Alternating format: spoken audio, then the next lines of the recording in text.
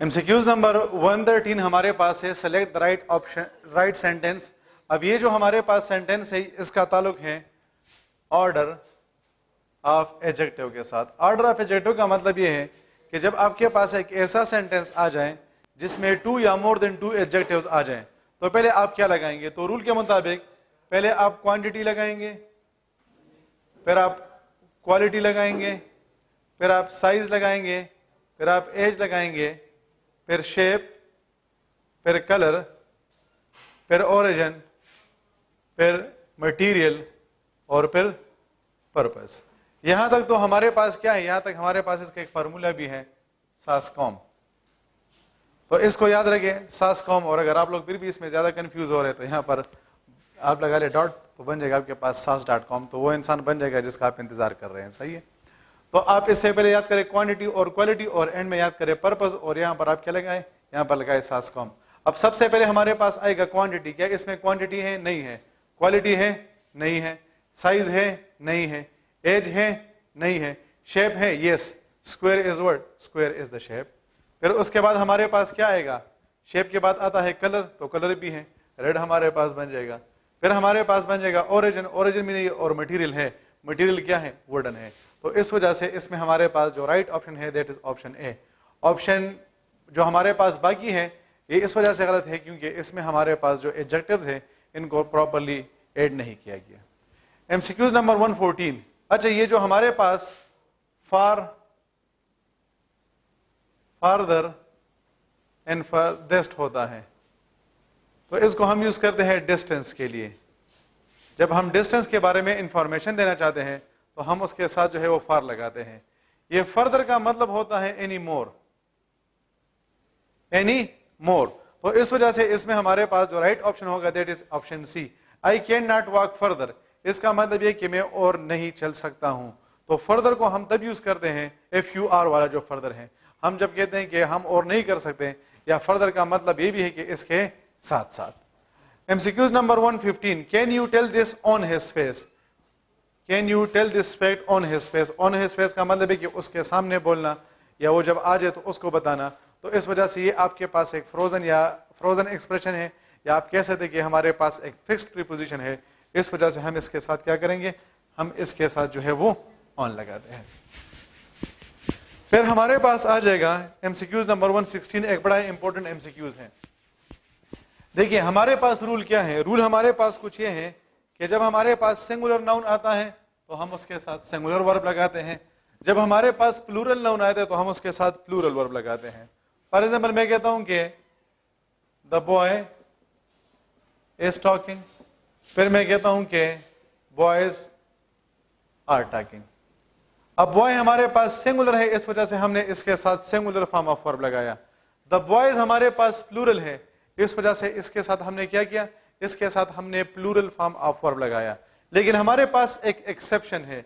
Exception ये है कि जब हमारे पास प्लूरल प्रॉपर नाउन आ जाए तो हम उसके साथ सिंगुलर वर्ब लगाते हैं। प्लूरल प्रॉपर नाउन का मतलब क्या है? कि जब हमारे पास किसी बुक का नेम आ जाए, हमारे पास किसी कंपनी का नेम आ जाए, हमारे पास किसी कंट्री का नेम आ जाए या हमारे पास किसी नावल का नेम आ जाए, किसी स्टोरी का नेम आ जाए, तो जब भी हमारे पास कोई प्लूरल प्रॉपर नाउन आएगा हम उसके साथ सिंगुलर फॉर्म ऑफ वर्ब लगाएंगे। अब ये थ्री मस्केटियर्स हमारे पास क्या? ये हमारे पास एक नावल है। तो अब ये हमारे पास क्या? ये हमारे पास एक प्रॉपर नाउन है। अब आपके ज़हन में डिफरेंटली एक क्वेश्चन होगा कि हमें किस तरह पता चलेगा कि ये हमारे पास प्रॉपर नाउन है कि नहीं है? तो प्रॉपर नाउन का हमारे पास सबसे बड़ा पहचान ये होता है कि इसके जो स्टार्टिंग लेटर्स होते हैं वो हमेशा कैपिटल होते हैं। अब जरा देखिए, द तो वैसे भी सेंटेंस का स्टार्ट ये तो कैपिटल आएगा। 3 में हमने T कैपिटल लगाया है, मस्किटियर्स में हमने M को कैपिटल लगाया है। तो जब हमारे पास 2 या मोर देन 2 वर्ड्स आ जाए और उनमें जितने भी आपके पास जो नाउन्स आए हैं वो कैपिटल लेटर से स्टार्ट हो रहे हैं तो फिर आप ये पहचाने कि आपके पास एक प्रॉपर नाउन है। और याद रखें कि प्रॉपर नाउन के साथ हम हमेशा क्या करते हैं? उसके साथ सिंगुलर वर्ब लगाते हैं, चाहे वो प्रॉपर नाउन सिंगुलर है या चाहे वो हमारे पास प्लूरल है। तो इस वजह से हम इसके साथ क्या करेंगे? हम इसमें जो राइट ऑप्शन होगा that is option A. The three musketeers was written by Dumas. वर हमारे पास गलत बन जाएगा क्योंकि ये तो प्लूरल है। अच्छा, हेज और हैव क्यों गलत है? वो इस वजह से गलत है क्योंकि हमारे पास जो है वो हम जब किसी चीज के बारे में कहते हैं कि ये इसने किया है, कंप्लीट हो चुका है, तो फिर हम उसके लिए जो है वो क्या करते हैं, वाज को यूज करते हैं, और हम उसके लिए जो है वो प्रेजेंट टेंस को यूज नहीं करते हैं, सॉरी हम उसके लिए हैज और हैव नहीं लगाते। फिर हमारे पास आ जाएगा MCQs number 114, they have painted their house purple, the sentence is an example of. अच्छा, पहले तो ये जानिए कि ट्रांजिटिव वर्ब किसे कहते हैं। ट्रांजिटिव वर्ब वो होता है जिसके बाद ऑब्जेक्ट आ जाए। अब अगर किसी वर्ब के बाद आपके पास सिर्फ और सिर्फ एक ऑब्जेक्ट आता है तो हम उसे मोनोट्रांजिटिव कहते हैं। अगर किसी वर्ब के बाद हमारे पास 2 ऑब्जेक्ट्स आ जाएं तो हम उसे डायट्रांजिटिव कहते हैं। अगर किसी वर्ब के बाद जो है वो हमारे पास रिफ्लेक्सिव ट्रांजिटिव वो होते हैं जिसके बाद हमारे पास फॉर एग्जांपल रिफ्लेक्सिव प्रोनाउन आ जाए, माई सेल्फ आ जाए, हिमसेल्फ आ जाए, दिमसेल्व्स आ जाए, तो इसको हम क्या कहते हैं, इसको हम कहते हैं रिफ्लेक्सिव ट्रांजिटिव। और अगर हमारे पास कोई कंप्लेक्स ट्रांजिटिव आ जाए, यानी हमारे पास ऑब्जेक्ट आ जाए और उस ऑब्जेक्ट के बाद हमारे पास कंप्लीमेंट आ जाए, कंप्लीमेंट का मतलब आपसे यहां पर ये जाने कि उसके बाद एडजेक्टिव आ जाए, तो आप उसे क्या कहेंगे, आप उसे कंप्लेक्स ट्रांजिटिव कहेंगे। अब देखिए, they have painted their house, अगर ये सेंटेंस यहां पर एंड होता तो फिर हम कहते कि हमारे पास मोनो ट्रांजिटिव है। लेकिन उसके बाद हमारे पास आया है पर्पल, ये पर्पल क्या कर रही है, इसके मीनिंग को कंप्लीट कर रहा है, यानी ये देयर हाउस के बारे में कंप्लीमेंट है, इस वजह से इसमें हमारे पास राइट ऑप्शन कौन सा होगा, इसमें हमारे पास राइट ऑप्शन होगा कंप्लेक्स ट्रांजिटिव। तो जब आपके पास कोई ऑब्जेक्ट आ जाए, उस ऑब्जेक्ट के बाद कुछ भी नहीं है तो मोनो ट्रांजिटिव, अगर 2 ऑब्जेक्ट्स आ जाए तो ड्राई ट्रांजिटिव, अगर एक ऑब्जेक्ट आ जाए और उसके बाद आपके पास एडजेक्टिव वगैरह आ जाए तो फिर वो बन जाएगा कंप्लेक्स ट्रांजिटिव। और अगर आपके पास ऑब्जेक्ट आ जाए और उसके बाद माई सेल्फ या दिमसेल्व्स वगैरह इस किस्म के प्रोनाउन आ जाए तो फिर वो आपके पास बन जाएगा रिफ्लेक्सिव ट्रांजिटिव। तो एमसीक्यूज नंबर 117 में हमारे पास राइट ऑप्शन होगा ऑप्शन सी। अच्छा, ही was skilled dash robbers dash a hatchet, इसमें हमारे पास जो राइट ऑप्शन है दैट इज ऑप्शन डी। क्यों? एक हमारे पास है बाय, दूसरा हमारे पास है विद। बाय को हम यूज करते हैं डूअर के साथ और विद को हम यूज करते हैं इंस्ट्रूमेंट के साथ। डूअर का मतलब है कि जो बंदा काम कर रहा है हम उसके साथ बाय लगाते हैं, और जिस चीज से काम हो रहा है हम उसके साथ विद लगाते हैं। अब देखिए, रोबर क्या है, ये हमारे पास डूअर अफेक्शन है कि नहीं, तो इस वजह से आएगा बाय। और हैचेट क्या है, ये हमारे पास एक इंस्ट्रूमेंट है जिसके जरिए से उसने काम किया है, तो हमारे पास आ जाएगा he was skilled by a robber with a hatchet. ये फ्रॉम हमारे पास जो होता है इसको तो हम स्टार्टिंग पॉइंट के लिए या स्टार्टिंग टाइम के लिए यूज करते हैं। ये काम किस टाइम शुरू होगा, ये काम कहां से शुरू होगा, तो हम उसके लिए फ्रॉम लगाते हैं। और एट तो हम क्या करते हैं, एट को तो हम लोकेशन के लिए यूज करते हैं। और फॉर हमारे पास जब आ जाए तो फॉर को हम यूज करते हैं पर्पस के लिए। तो वो यहाँ पर पर्पस तो बयान नहीं कर रहे कि उसने उसको किस लिए किया। और थ्रू हमारे पास क्या है, जब एक इनक्लोज जगह से कोई चीज पास होती है तो हम उसके साथ थ्रू लगाते हैं। तो चूंकि यहाँ पर हमारे पास डूअर और इंस्ट्रूमेंट की बात आई है, इस वजह से यहाँ पर हमारे पास आ जाएगा बाय और with. MCQs number 119, well no perhaps not sir. अच्छा, इसमें हमारे पास जो राइट ऑप्शन है वो ऑप्शन बी है। क्यों?